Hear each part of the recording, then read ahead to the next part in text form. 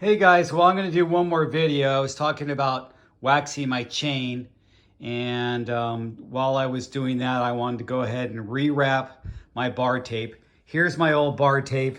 As you could see, it was getting pretty tattered up. I've had it on there for about 3,000 miles now, a little actually longer, probably closer to 4, because I did 4,000 miles last year and I don't think I used it the full year, but it's got a lot of mileage on there. As you can see, it's getting kind of Velcro looking.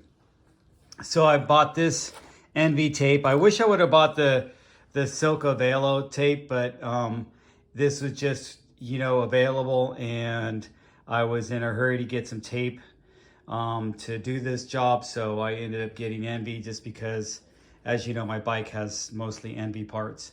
Although my handlebars are Whiskey Parts Company, because I wanted something that had more of a back sweep coming back here further, and these came back the furthest, and I didn't want them flaring out since my bike is more of an all-road type gravel as opposed to a gravel. And I've talked about that on my previous videos. Anyway, what I learned from Josh with Silca Velo, and this is, I've always wrapped my bar tape from learning from him.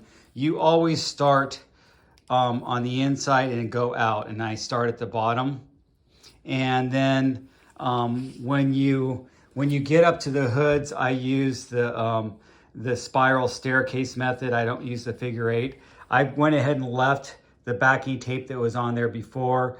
And then what I also do too is I tape down all my cables, so those are out of the way. I don't have internally routed cables in my handlebars or even in my frame. Those are nice, but that's a little bit more than I want to deal with. And then I got this, I think it's from Sinelli, the Italian bicycle brand Sinelli.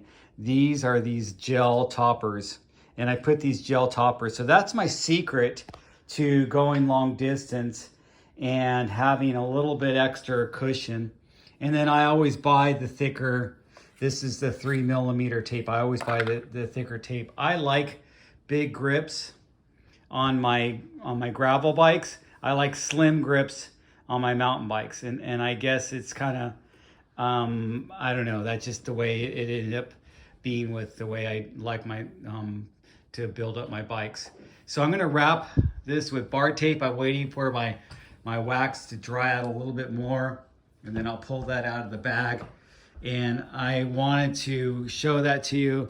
This is how it looks. Oh, it's already drying up pretty much. So I'm gonna go ahead and pull it out. As you can see, it's liquid underneath, but it's kind of dry on the top.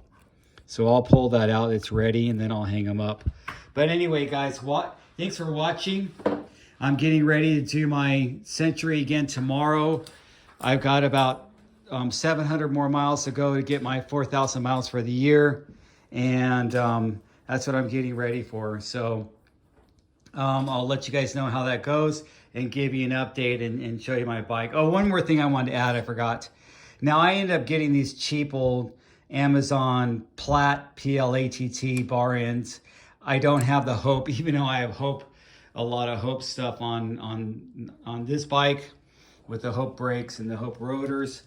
But I didn't get the Hope bar ends.